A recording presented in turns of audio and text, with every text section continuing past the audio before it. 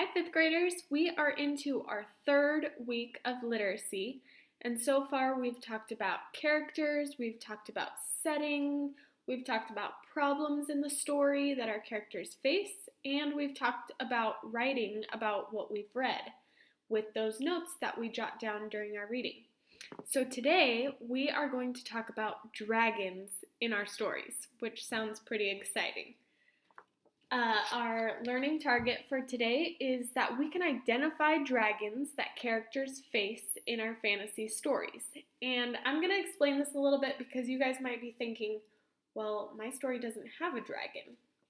But something that I learned actually is that map makers back during medieval times, they would draw or put in a little symbol of a dragon in an area on the map that there was like conflict or something dangerous that could harm the explorers. So it was kind of like when the explorers would read their map, it was like a symbol to warn them that this is a dangerous place, like a dragon would be. So there are two types of dragons in fantasy stories that I'm going to teach you about today. There are the real dragons, like in Rowan of Rin, we've talked about how there's the dragon at the top of the mountain and he roars every morning and every night and you can see his fire breathing in the air. So there's real dragons in some fantasy stories. But there's also what we call metaphorical dragons, and these are other kinds of danger or conflict in the story. And we can call them dragons because of the way that they impact the characters. So examples of these dragons might be other characters who cause conflict. It might be a certain place in the story that's dangerous, and it can also be a trait that the character has. So I'm going to show you what I mean a little further in our story, Rowan of Rin. So, like I already said in our story of Rowan of Rin, we know that there's a real dragon and seems kind of dangerous because he is able to breathe fire, sounds like, and he has a loud roar that the whole village can hear, which sounds pretty scary. There's also some other types of dragons or metaphorical dragons that we can talk about that are conflict or danger that's impacting both Rowan and the entire village.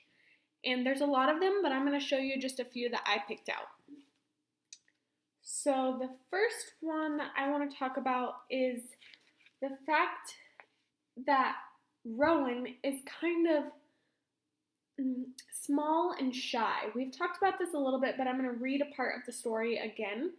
It says, he has always been small for his age. He had always been shy, and since the night of the fire, he had been even quieter and more nervous than before. Val was right, he thought. He would never be the man his father was. And neither would he have the strength of his mother, who since his father's death had worked even harder, plowing the wheat fields with Star, planting and gathering the crop, taking it to the mill. So it seems like this has kind of been throughout the story a dragon for Rowan. His shyness and the fact that he doesn't have the type of strength and abilities that the other people in the village do, it seems to affect his own way of going about life and his way of thinking. For instance, he was really scared to go into Sheba's hut, and we kind of dealt with that as he was like walking up to it and really didn't want to even like go into it and just wanted to leave the cheese on the doorstep. So I wrote in my book, I wrote dragon at the top, and I'm heading all of my jots with dragon as the heading if it's like a metaphorical dragon, because then later on, just like our lesson that Miss Som gave us last week, we can go back and write about all of our jots about dragons in the story if they seem really important. So I wrote that one of Rowan's dragons is his character trait of being small and shy, and it's happened ever since his father's death, and it seems a almost as though people are like comparing him to others and comparing him to his father, which I think might be important later. So that's one of Rowan's dragons, is his shyness. Another dragon that I found in the story was the mountain. So I'm going to read another part. It says, "The mountain is too steep, too dangerous. We cannot climb it." "Has anyone ever tried?" inquired Alan. "Yes," said tall, straight-backed Marley, the weaver and dryer of cloth. "In times gone by, some people did climb the mountain to look for new fruits to plant in our orchard, but they never returned. After that, the people of Rin heeded the warning and left the mountain alone. You see," Neil burst out, "you see, if we climb the mountain, we will die." "But Neil," boomed Brondon, "if we do not climb the mountain, we will die." So, another dragon that I wrote down is the mountain. It's dangerous. I wrote that people who climb it never returned. And also, it's kind of like this problem or conflict that they're having to decide if they should risk it and go and climb the mountain or if they should stay back. I also said that there was more on page 19 that connected to this. Oh, it was when they went to Sheba's hut and she was warning them about the mountain. She says, "The mountain will not test your strength, John.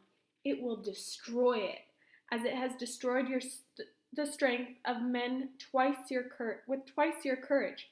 You will twist and blubber like a baby in the grip of the mountain, but the mountain will not let you go." So that's another dragon in our story, Rowan of Rin. And this shows us that dragons don't always have to be these real dragons. Dragons can be other kinds of dangers or conflicts that our characters are facing, and they're impacting them in big ways. So I want you to stop for a second and think about these dragons. Are there dragons in your story yet? Or we can even think about the dragons in our own lives. I can think of a big dragon right now that's happening, and I think you all know exactly what I'm talking about, this coronavirus. The coronavirus is like our dragon. It's holding us back from being able to go to school, being able to hang out with friends and family. So that is like a big dragon in our lives right now, and I'm sure that everybody is facing other dragons too. So as you read further into your stories this week, I want you to think about the dragons that your characters are facing. And remember, we learned that this might be another character, such as in Rowan of Rin, we could maybe say that one of the dragons is Sheba. She seemed to really impact Rowan because he was so scared to face her, so that could be another dragon. Another type of dragon could be a scary place or a conflict or a unknown area. And then also there's those inner traits of characters that really impact the way that they interact with others and within the story of the whole book. So think about, as you read this week, what are the dragons that you're seeing in your story and reading about, and how are they impacting your character? You can write these down as jots like I did and put a header at the top as dragon. That way you can write about them later if you want to. And we'll talk about them in our team meeting on Monday, the 18th. So I am excited to talk about these big dragons. All right, guys, have a good day.